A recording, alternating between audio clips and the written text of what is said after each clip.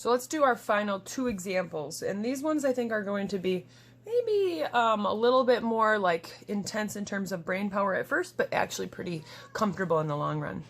Let's say that I have the wire going into or out of the page, and I'll then be describing the magnetic field as either clockwise or counterclockwise.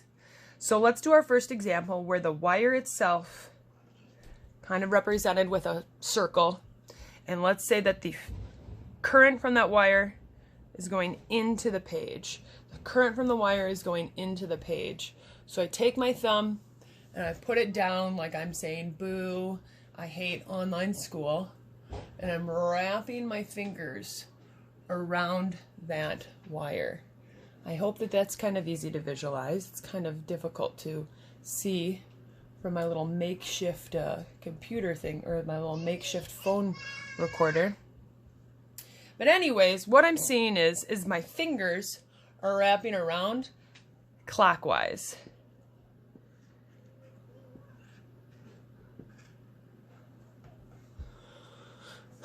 And so if you had a question about this, I would say that the magnetic field is clockwise. That would truly be your answer. Let's do a counter example. Let's say now that the current is going out of the page. So first we draw this circle to represent the wire, and then the dot represents the fact that the current is coming out of the page. So, this will be a little bit easier to visualize. So now I imagine that current flowing, and it will be counterclockwise.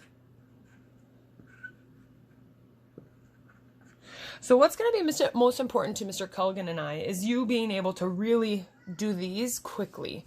And so I will drop a few examples and challenge you to figure out what direction in or out of the page, clockwise or counterclockwise for all of these, because the next thing we're going to do is we're going to talk about the force that a single charge would experience when it's in these fields, and it'll be important that you know the properties of the fields first.